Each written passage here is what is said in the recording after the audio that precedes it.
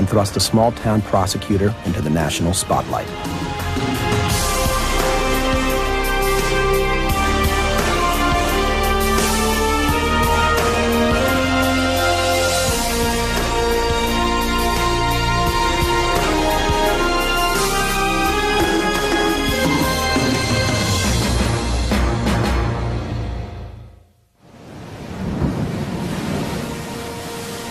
When 27-year-old David Wall disappeared from Oregon's Ecola State Park in late 1995, authorities could find nothing to suggest a crime had been committed. Clatsop County District Attorney Joshua Marquis would face the difficult task of trying a case with no physical evidence to help him bring a criminal to justice. It was not investigated as a crime scene at the time. It's not the first one of those cases that I've handled, but they're very difficult. If the scene is not handled as a crime scene at the time, if evidence isn't gathered, if the questions aren't asked at the time, it's much more difficult, and it was in this case.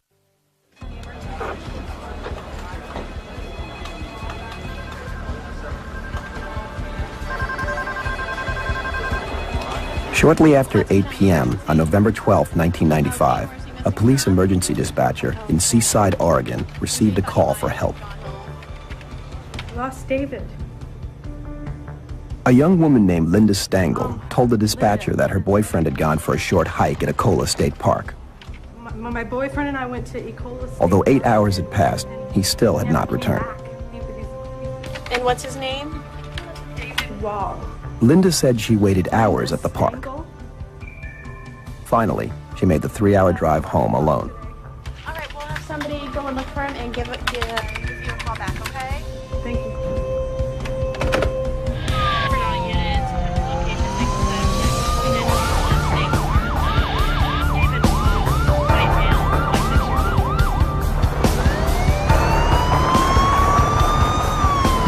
The search started within hours of the 911 call.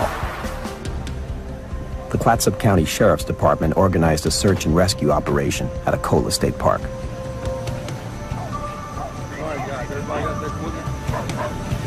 Time was critical. The temperature would dip below freezing that night.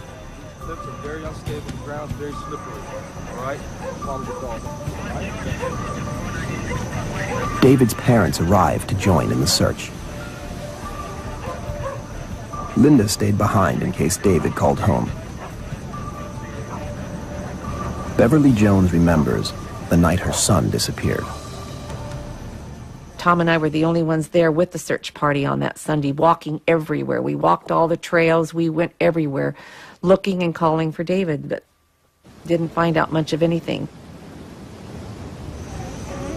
By 11 p.m., the searchers had found nothing. A deputy was dispatched to Linda's house to gather any information that might help locate her missing boyfriend. The events that led up to your boyfriend's... According to Linda, the couple had arrived at the park just before noon.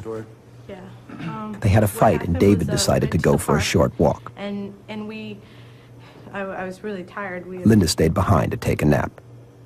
David decided When she to woke take a short up, walk. he still hadn't returned. For a while. And how long would you say you were asleep in the van for? Linda waited and searched for hours, but there was no sign of him. I woke up, I guess it was around 5 o'clock. She left the park shortly after 5 p.m. The deputy examined David's van, but found nothing that would help in the search.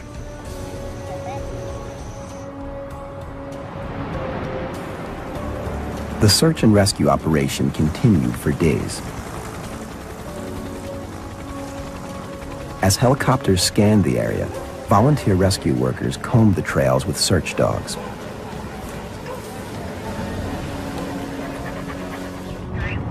They expanded the search area to include roads leading out of the park.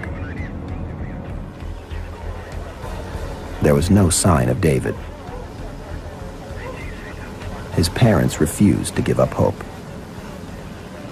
And we would head home and try to grab a little bit of sleep and would wake up at 4 in the morning to make the trip back again for the search again on Monday.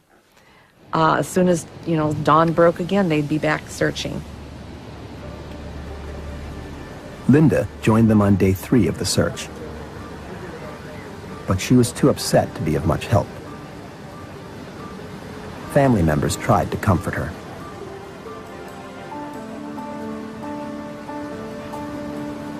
Searchers found only one piece of evidence that David Wall had even been at Akola State Park: an empty beer can left on the beach.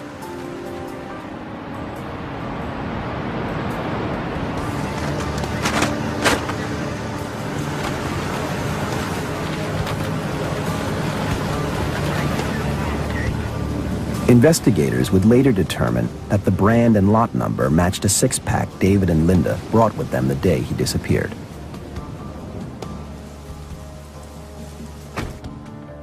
About a week after David's disappearance, Linda's family convinced her to return home to Minnesota.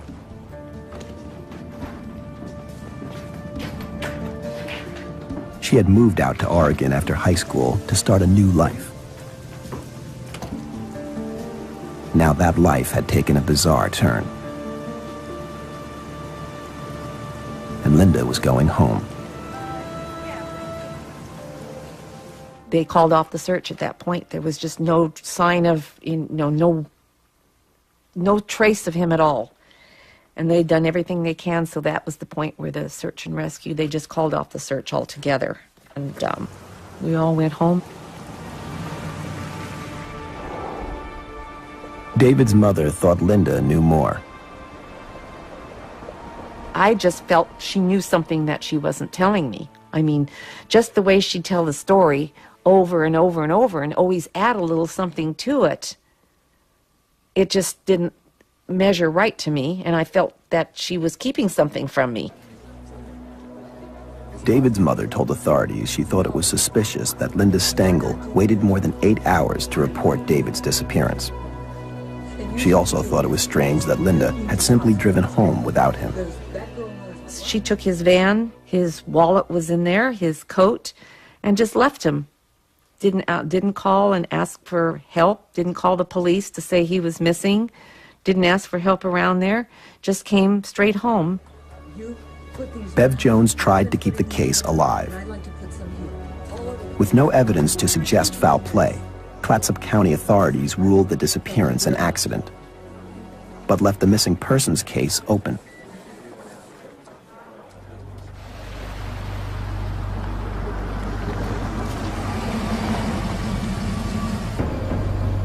Two weeks after David's disappearance, a body washed ashore in Westport, Washington, 100 miles north of the park.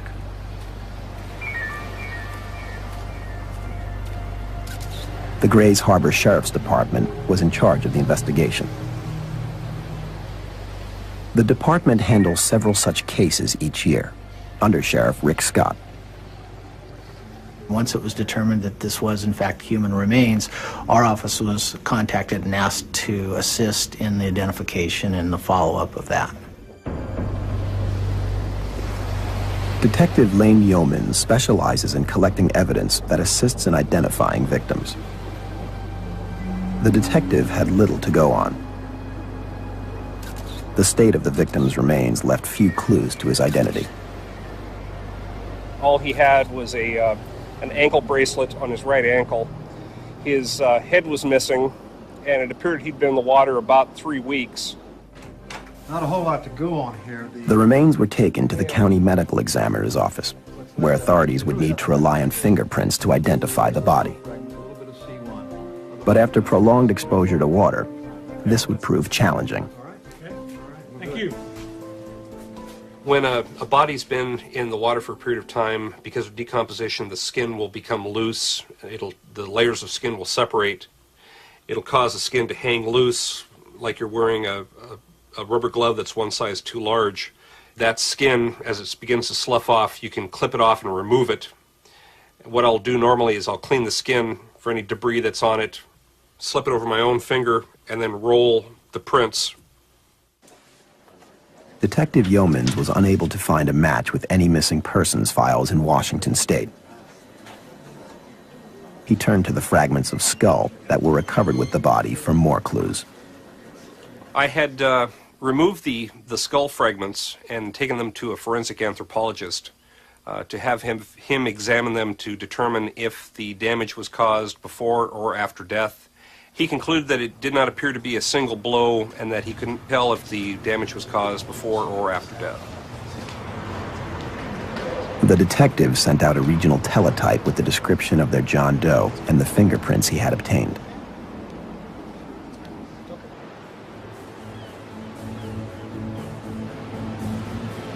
Months later, parts of a jawbone washed ashore. After the sections of jaw were found on the beach, then we were notified by Clatsop County that they had a missing person, and they asked us to compare the dental chart with David Wall's dental records. And we had a local dentist look at the two, and he concluded that it was David Wall. Then we were able to specifically pull Mr. Wall's prints and do a manual comparison. The fingerprints matched. The case was handed over to the Oregon State Police, who contacted District Attorney Joshua Marquis. Ultimately, it is the district attorney's responsibility to investigate deaths. So the state police came forward and said, we would like to look into this, and I gave it my okay. The district attorney read Linda Stengel's previous statements for her account of the day David Wall disappeared.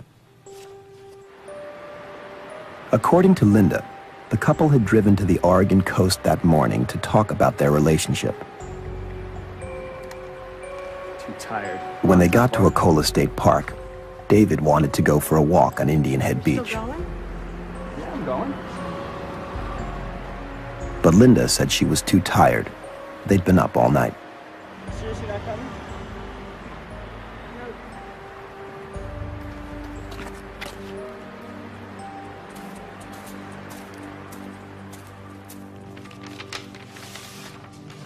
Linda said she fell asleep in the van.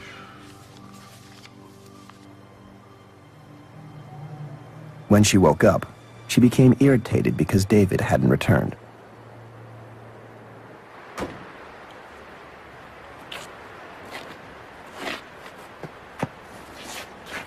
David!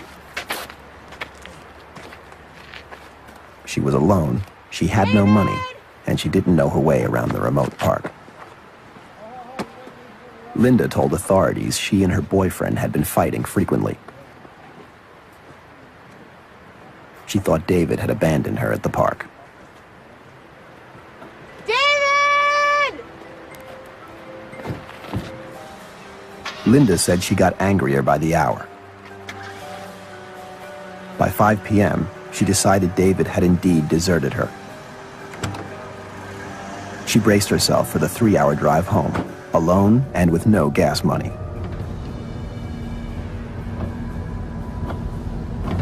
She said she expected to find a message from David when she arrived, telling her where he was. The story didn't make a lot of sense. It was November when she had left David, where he supposedly had walked away without a jacket, without a wallet. You know, it was cold, it was rainy, he was almost 100 miles from home, and she doesn't report him for 8 hours. And she doesn't take the opportunity to call local law enforcement or stop at a phone booth or anything else. The district attorney also reviewed information given to police by Bev Jones. In the report, David's mother alleged Linda had a dark side. Keep her off. I would never. In her statement, Bev described an incident that occurred while the couple was living with them. Don't do this. He's just kidding. Linda started hitting David, clawing at him. I mean, he has scratches and all, and he came bursting into my room and says, get her away from me. I've never hit a girl, and I don't want to hit a girl now. In another report, a friend of David's told authorities that the couple had a violent relationship. Linda was extremely jealous, and he had seen bruises on David in the past. We knew something wasn't right, and we knew we weren't getting the true story from Linda. But Linda was 1,700 miles away in Minnesota. There's no way that we were going to let an unexplained death just sort of roll away because it wasn't convenient, essentially, to interview the suspect or because we didn't have any physical evidence. We were going to follow it to the end. After studying the case, Joshua Marquis was determined to find out whether or not Linda Stangl was involved in David Wall's death.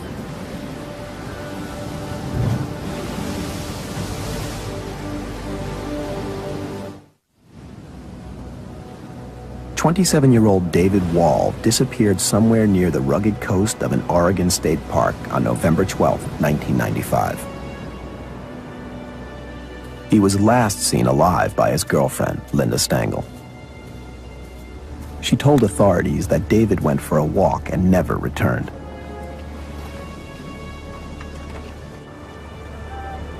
Linda moved back home to Minnesota. When David's body was later recovered, authorities suspected she knew more about David's disappearance than she was telling them. Oregon State Police Detective Travis Hampton was assigned to the case. David Wall had a criminal record for minor drug offenses. Linda Stangl had no criminal history. She was a former high school cheerleader and had met David while working as a waitress shortly after she moved to Oregon. Hampton and his partner, Alan Corson, wanted to know more. The early stages of the investigation, the parents were very helpful in providing background information on their son. They consented to a search of the residence. David and Linda shared a guest house on his parents' property. If you don't mind, I think Detective Corson is going to take a look around back in the bedroom. They weren't satisfied with the inferences that their son may have taken his own life, that he simply disappeared. Their relationship? Yeah. How long did you know? Probably. To aid in the investigation, David's mother, Bev Jones, provided the names of people who had known her son. Be in touch if we need anything else. Thank you very much. Thank you. Detective Corson and I interviewed coworkers, friends, old high school acquaintances, girlfriends, mother, stepfather. We were finding out this was pretty much your average guy. He worked and he came home, had a girlfriend. He did involve himself in illicit activity to a degree. He had casual drug use. He enjoyed to go out with the friends, drink beer, and we were trying to see if any of those involvements could have had anything to do with his disappearance or subsequent death. My sister had her baby. Detectives also interviewed Linda and David's friends about their relationship. Linda was described as a real party goer, a heavy drinker, and potentially violent individual. The prosecutor reviewed a report on David's skull fragments prepared by a forensic anthropologist in Washington State. Wall's injuries were consistent with a high-speed car accident or a fall from a very high place. A fall from the cliffs at Ecola State Park was becoming more of a possibility. David was an experienced mountain climber and was familiar with the park's terrain. The prosecutor felt it was unlikely that David had slipped. Well, we need her here for an interview. If Linda knew more than she was telling, Marquis wanted her interviewed again. This time by state police detectives. We had to basically think of a scheme to get her back to Oregon. We came up with an idea to try to get Linda out here. And the idea was some reality based with some deception. The reality was that they were going to have a memorial service for David. The deception was that the Joneses really didn't trust Linda, but we asked them to invite her. And she was, quote, invited out to Oregon to attend the memorial service. We intended to approach her voluntarily for an interview when she got here. Linda agreed to come back to Oregon. The day before the memorial service, the detectives went to David's sister's apartment where Linda was staying to ask her a few questions.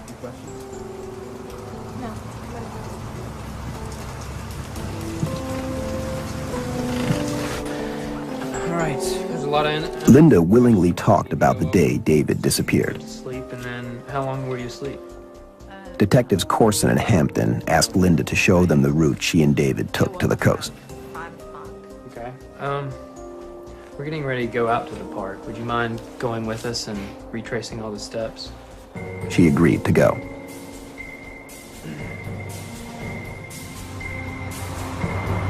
Along the way, Detective Hampton told Linda that returning to the park might help her remember more details from that day.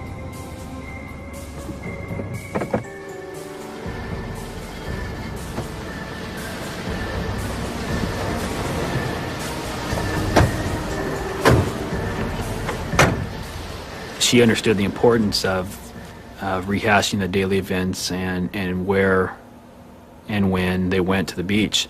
Now, we had hoped to gather or glean enough information from a sit-down at this table with her to track the course ourselves. You had a few drinks, maybe? According to the officers, Linda became emotional when they arrived at the park. Could you show us exactly? Detective Hampton noticed that she kept glancing at a specific trailhead. Linda agreed to show the detectives where David had walked.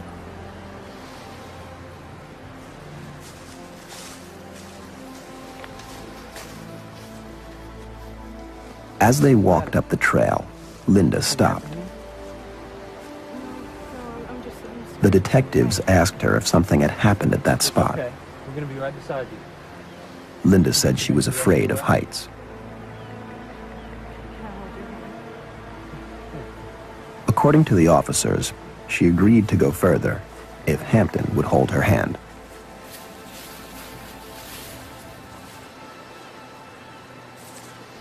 They climbed to a point high above the ocean.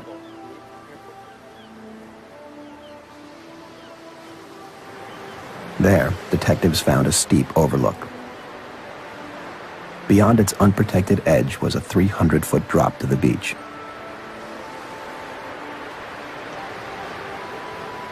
It was here Linda told the detectives a completely new story of the events of that day. I accidentally pushed him.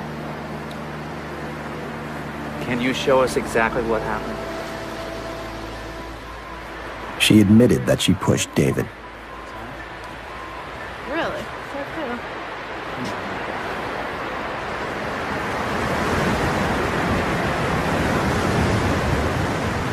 Linda told Detective Hampton that David had been aware of her fear of heights. Gosh, David! What? Oh! Oh my God! Oh! No, David!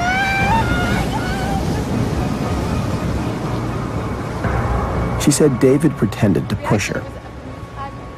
Scared and angry, her reaction was to push back. I think we need to go back to the car and get this on tape. David lost his footing and fell.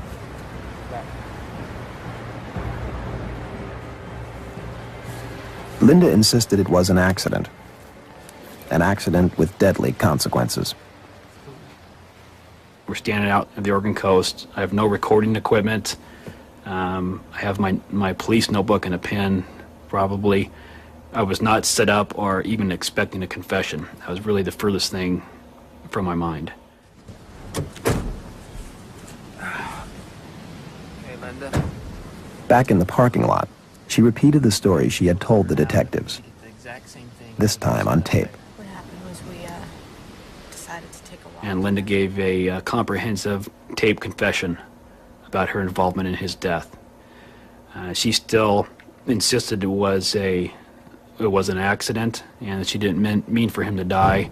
It'd be like me pushing you off the curb, but in case this curb happened to have a bus going by and you were killed. It didn't constitute murder in our state. It could conceivably be a crime that was never prosecuted or even arrest never made.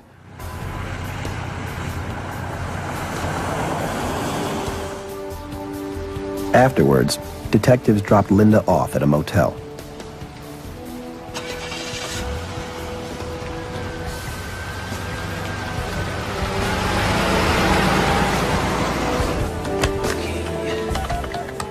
When they returned to their office, the detectives called prosecutor Joshua Marquis with the news of Linda's confession. Even though Linda was not in police custody when she confessed, the prosecutor was concerned that the detectives had not explained Linda's rights, including the right to remain silent. Well, in retrospect, it's always easy to say, well, why don't you give them the Miranda rights right up front?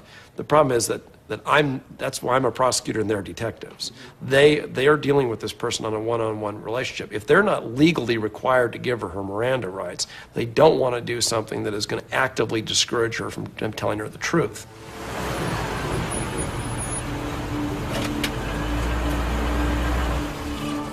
The detectives headed back to Linda's motel, hoping she would repeat her confession after being instructed of her rights.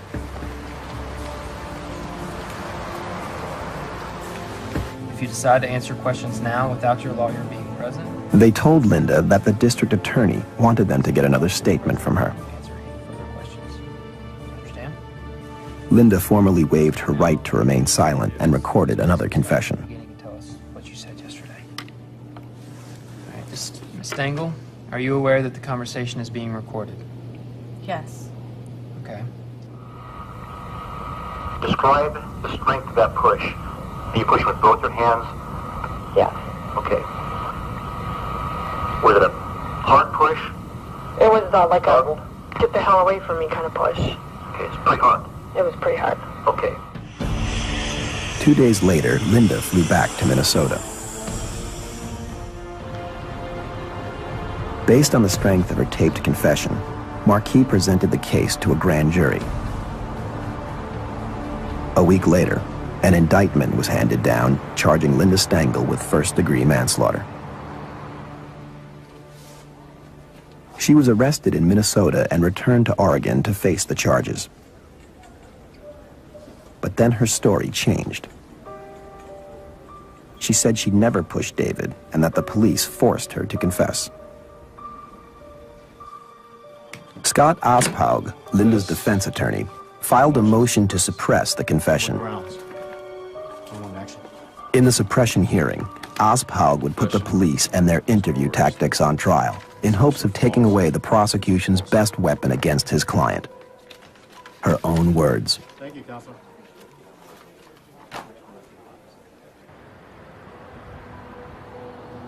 In 2 taped statements, Linda Stengel had told Oregon State Police she had accidentally pushed her boyfriend off a cliff at Oregon's Ecola State Park.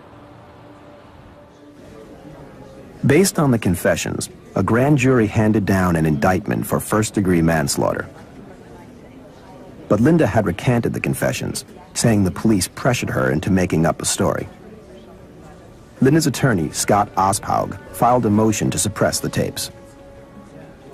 In a pre-trial hearing, he would argue that the confessions were a desperate fiction given by a cornered suspect. Prosecutor Joshua Marquis' case rested in the hands of the judge. There's no jury. Then the judge decides whether or not a jury will hear the first taped confession or the second taped confession or both of them or neither. All rise. First District Court of the State of Oregon is now in session. The Honorable Judge Paula Brownhill presiding.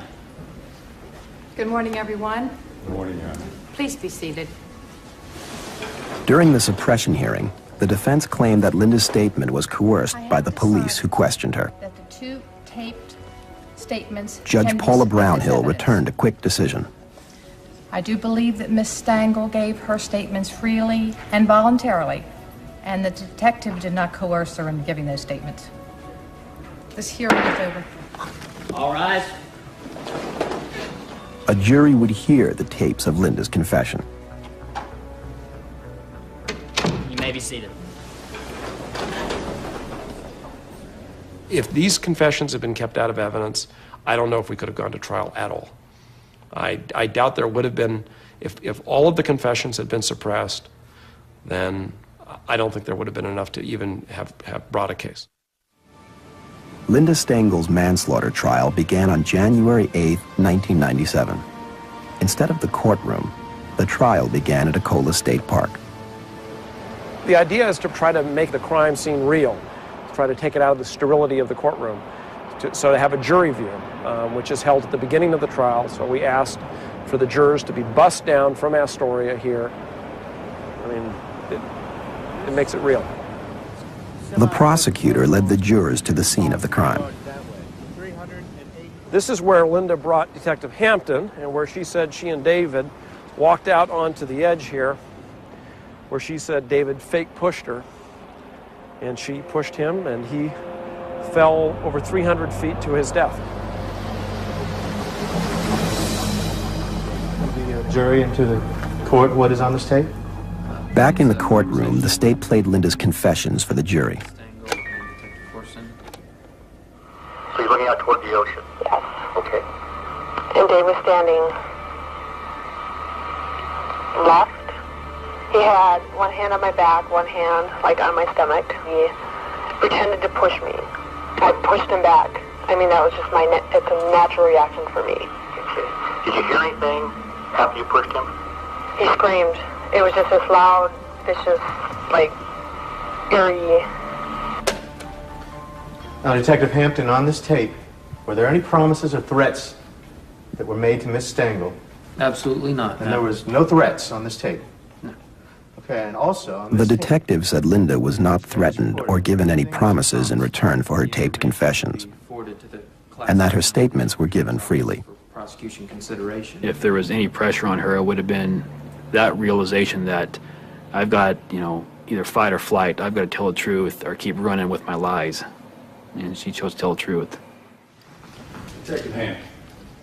Defense attorney Scott Ospog had to explain the unusually calm tone of Linda's confession. You took from my client, is that correct? He tried to get Detective Hampton to admit the statement was rehearsed. But you did go back over and ask her for the third time at this point, then to just tell you what happened again. Essentially, yes. In other words, what's... Despite the defense attorney's attempts to discredit him, the detective continued to insist he never planted facts or influenced Linda to confess. And then one of the things you told her was that you knew that he had fallen from a high place. That was information we withheld from her during our entire contact. Did not suggest that to her. If I have no further questions.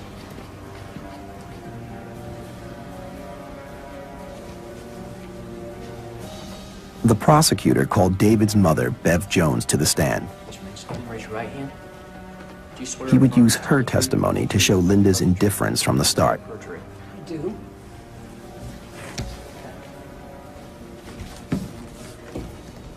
Bev Jones testified that she had to repeatedly call Linda from the search site to get minor details. Every time I called, I'd get a little added bit of information or a little change in something in the story. And that particular time, suddenly she's telling the story again about how he got out of the van and he got his beer and he cracked the beer can. And that's when I backed up and I got angry. There had never been any mention of beer of any kind or a can up to that point. And her comment, I didn't think it was important. And how did you respond to that? My comment was, every detail is important. This is my son's life at stake.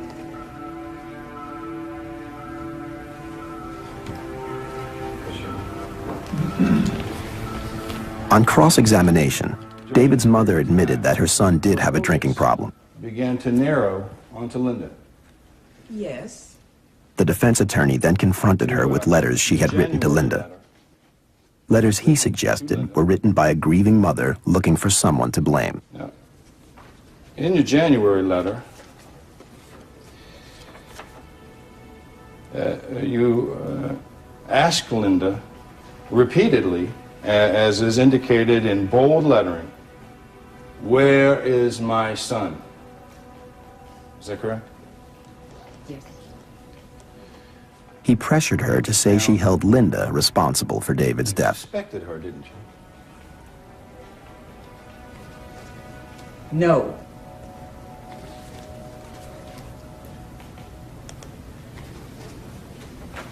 No further questions, Your Honor. Thank you. Counsel? The prosecution rested, confident it had made its case. Thank you. Call your next witness. Defense attorney Scott Ospaug would now call his first and most crucial witness. Defense calls Dr. Offshay.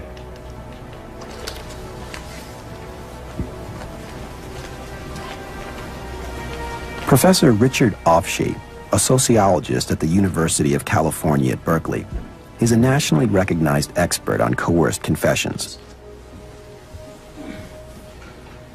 Dr. Offshay.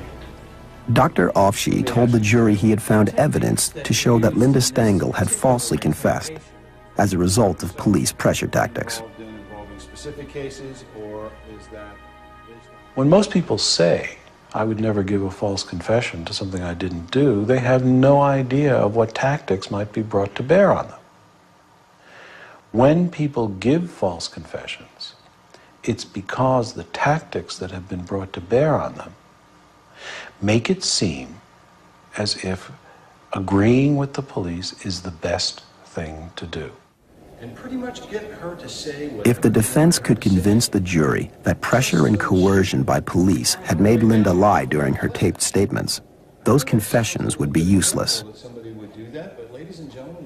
And without the confessions, the state had no case. Linda Stengel was on trial for manslaughter in the death of her boyfriend, David Wall. Prosecutor Joshua Marquis had played 2 taped confessions for the jury.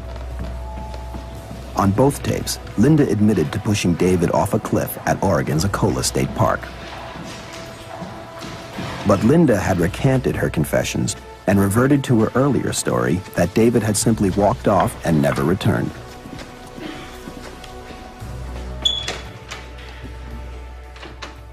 If I ever felt that Linda was innocent, I would never have proceeded with the case. It's the ethical duty of a prosecutor that I take very seriously, not to bring charges unless I am personally convinced that the person did what I suggest. I'm not suggesting that I'm infallible, but if I don't believe it, I'm certainly not going to bring it forward. Defense attorney Scott Ospaug brought in Dr. Richard Offshay, a leading authority on coerced false confessions. Probably the most likely factor that's Dr. Offshay said false confessions are common.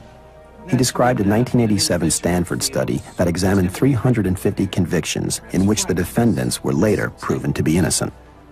perhaps they're offered. We don't know how many false confessions are given annually that never come to light. What we do know is that there is a constant stream of false confessions being produced by police agencies in this country. Police use a tactic of coercion, that they find somebody and just build up... In Linda Stengel's case, Dr. Offshay said it was her paralyzing fear of heights that prompted her to make up a story, so she could get off the cliff where the detectives had taken her. They were pressing her to tell them something, that they knew that there was something more that she wasn't telling them. And in the course of it, they get her, they isolate her, they pick her up without her knowing that they're coming, and they get her to go out to the coast with them, and they take her to the parking lot where she last saw David. Based on his interview with the defendant, Dr. Offshay described to the jury a version of events far different from Detective Hampton's. Yeah, no, it's probably going to be a little bit hard. And they're telling her that they know that something more happened. She still won't tell them what they want to hear. There's nothing more. I've told you everything. There's nothing more. All right, look. Why don't you take me up the path where you think you would? Do I have to do this? Yes. Offshay said the detectives were much more demanding and forceful than they claimed. Let's go. We've got to do it today. If we don't do it today, we're going to have to come back. Now they pressure her to go up the trail. Come on. Can't do it. We're not going to let you fall off the cliff. And she gets very upset. She reports she got upset because she's fearful of the heights. She tells me that, or she told me in the interview that, you know, she broke down at one point, and they comforted her and told her it would be all right, and they just kept pressing her to go up the hill. The idea of how to escape from that starts forming in her mind, and the idea of telling them what they wanted to hear now becomes more and more appealing. And that, in my judgment, is a response to the tremendous pressure that they're putting her under. Yeah. And then she simply makes up a story to satisfy them. I accidentally pushed him. And that's how the admission and that comes about, and that opens the door to the confession, which is now the story of the crime. Professor Offshe, you teach at Berkeley and have for more than 20 years. On cross-examination, the prosecutor focused on Dr. Offshe as a highly paid defense witness. At what rate? Ordinarily, $250 an hour for consultation, and ordinarily $4,000 a day for time spent in deposition and testifying at trials. The prosecutor also explored Dr. Offshe's personal feelings toward the police. Professor, you don't like police officers very much, do you? I don't like police officers who lie when other people's lives are up for grabs. All I had to do with Richard Offshe is basically show him for what he was, which was a highly paid defense professional witness who clearly despised the police. Counselor? The prosecution's case depended completely on Linda Stengel's words. Thank you, Dr. Offshe. You're excused. The state had played her taped confessions. Next, they would have her testimony on the witness stand. Testimony that would stun both the prosecution and the jury.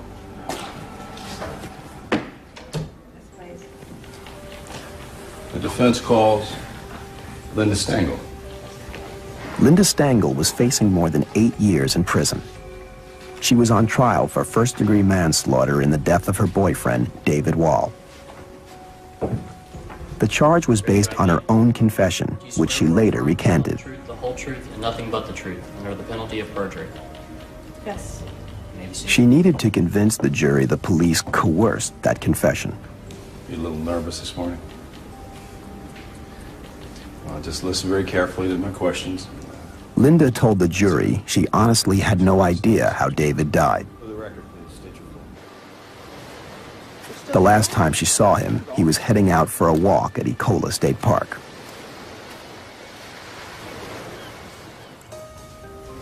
And that was the last time I've seen him. She said the detectives tricked her into going back to the park. Entirely friendly encounter between you just a day. Contrary to their testimony of a friendly encounter, she described feeling trapped. I wanted to go home. I wanted to get off that trail. Nobody believed my story, you know, and Linda testified that the detectives insisted they needed to close the case. If it was an accident, then everything would be okay. And they repeatedly promised her nothing would happen if David's death was an accident. Okay. And everyone would be fine. Linda appeared sincere when she claimed that her fear of heights allowed detectives to frighten her into making a false confession. Thank you, Linda. I have no further questions. Counsel, would you like to cross-examine? Yes, Your Honor. During his cross-examination, Prosecutor Joshua Marquis would need to show a different side of Linda Stengel. Linda Stengel was lying. There was no question about that. The only question is when she was lying. Was she lying on the witness stand, or was she lying when she confessed to the police? A linchpin of Linda's defense was her fear of heights. Your Honor, I'd like to have this set out as State's Exhibit 30. The prosecutor had evidence he knew would turn that claim against her. Marquis produced a photograph of Linda, smiling, on an indoor roller coaster at Minnesota's Mall of America. Your fear of heights seems to come and go then, doesn't it, Miss Stengel? No. Well, that depends on what situation you're in. Linda explained she was indoors, belted in the roller coaster and was with David, who made her feel safe. He was, with me, holding my hand. I believe in a very organic kind of cross-examination. I rarely have set questions. I listen carefully to what they have to say, and then I just sort of watch for the things that I think are the natural holes. They wanted to hear something. The prosecutor next attacked Linda's claim that her confession to police was a lie. Nothing more to tell them. In the cross-examination, she was telling about how she had been coerced and about how the police had sort of forced her to do this and how she'd been particularly afraid going up the hill towards the point where David had fallen. Why, of all the possible stories you could come up with, is there this elaborate business about him grabbing you and fake pushing you and you turning around? How did you come up like that? It was a fairly complicated story. And I said, well, and she claimed that she had just come up with it right there on the trail. So I asked her, Ms. Stengel, how did you come up with a story that complicated? What kind of a story? Because that's what happened.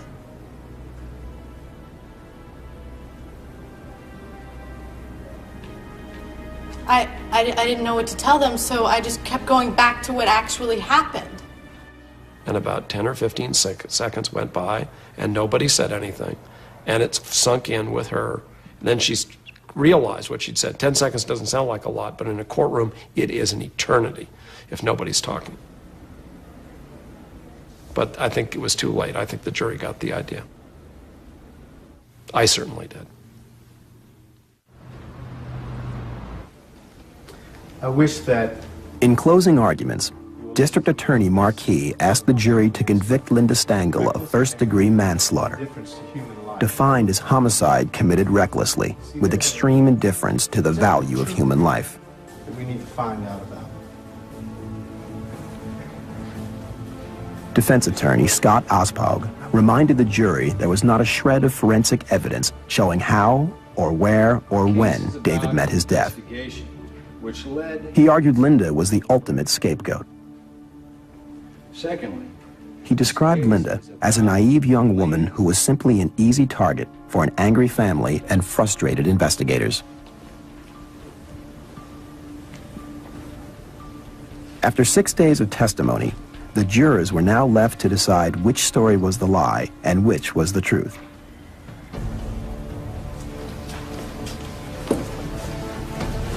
The jurors could find Linda guilty of first-degree manslaughter, guilty of the lesser charge of second-degree manslaughter, or they could let her go free. Has the jury reached a verdict? Yes, we have, Your Honor. The jury deliberated for only 5 hours before reaching a decision. When they're fast, it's guilty. When they're fast, it's not guilty. When they're slow, it's guilty. When they're slow, it's not guilty. No. I mean, I've tried several hundred jury trials, and I've long since given up trying to predict whether or not what their eyes look like when they walk back into the room or whether they're smiling or not means anything. On the lesser included charge of second-degree manslaughter, we find the defendant Linda Jean Stengel guilty. She was sentenced to more than 6 years in prison. The irony of this case is that if she had been consistent and had gone on the witness stand and said, I was scared, I made a mistake, I don't know if she would have been convicted of anything, let alone manslaughter. After the trial, David Wall's body was exhumed from an unmarked grave in Washington State. But she was too upset to be of much help. Family members tried to comfort her.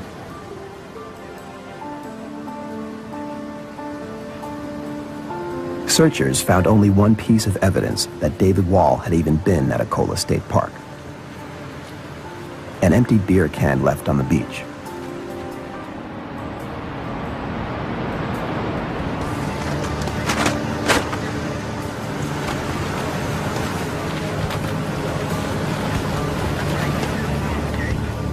Investigators would later determine that the brand and lot number matched a six-pack David and Linda brought with them the day he disappeared.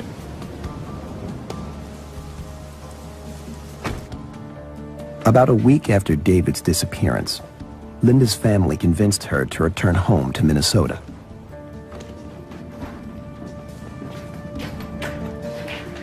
She She had moved out to Oregon after high school to start a new life. Now that life had taken a bizarre turn. And Linda was going home. And thrust a small-town prosecutor into the national spotlight.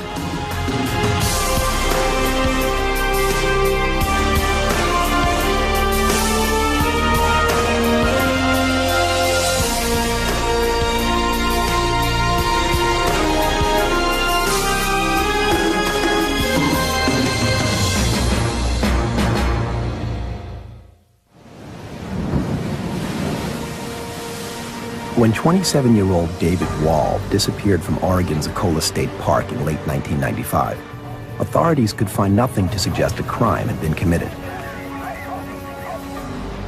Clatsop County District Attorney Joshua Marquis would face the difficult task of trying a case with no physical evidence to help him bring a criminal to justice.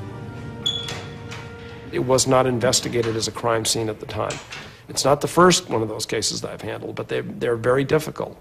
If the scene is not handled as a crime scene at the time, if evidence isn't gathered, if the questions aren't asked at the time, it's much more difficult, and it was in this case.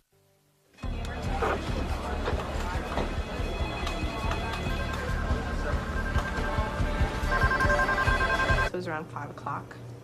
She left the park shortly after 5 p.m. The deputy examined David's van, but found nothing that would help in the search.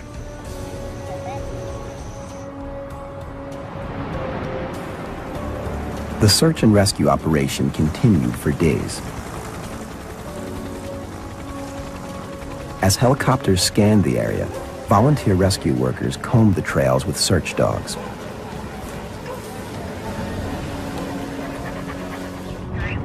They expanded the search area to include roads leading out of the park. There was no sign of David. His parents refused to give up hope. And we would head home and try to grab a little bit of sleep, and would wake up at 4 in the morning to make the trip back again for the search again on Monday. As soon as, dawn broke again, they'd be back searching. Linda joined them on day 3 of the search. Shortly after 8 p.m. on November 12, 1995, a police emergency dispatcher in Seaside, Oregon, received a call for help. Lost David. A young woman named Linda Stengel told the dispatcher that her boyfriend had gone for a short hike at Ecola State Park. My boyfriend and I went to Ecola State. Although 8 hours had passed, he still had not returned. And what's his name? David Wall. Linda said she waited hours at the park. Finally, she made the 3-hour drive home alone. All right, we'll have somebody go and look for him and give you a call back, okay? Thank you.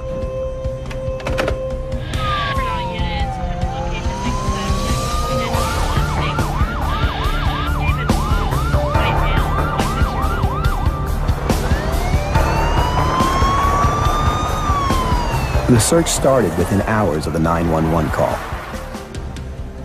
The Clatsop County Sheriff's Department organized a search and rescue operation at Ecola State Park.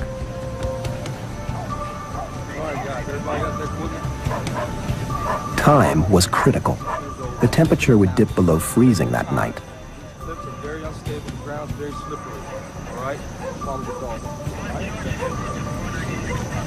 David's parents arrived to join in the search. Linda stayed behind in case David called home.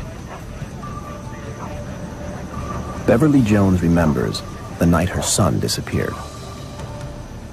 Tom and I were the only ones there with the search party on that Sunday, walking everywhere. We walked all the trails. We went everywhere, looking and calling for David, but didn't find out much of anything. By 11 p.m., the searchers had found nothing. A deputy was dispatched to Linda's house to gather any information that might help locate her missing boyfriend. The events that led up to your boyfriend's... According to Linda, the couple had arrived at the park just before noon.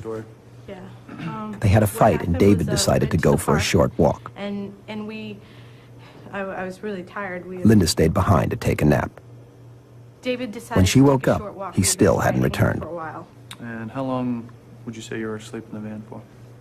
Linda waited and searched for hours, but there was no sign of him. I woke up, I guess.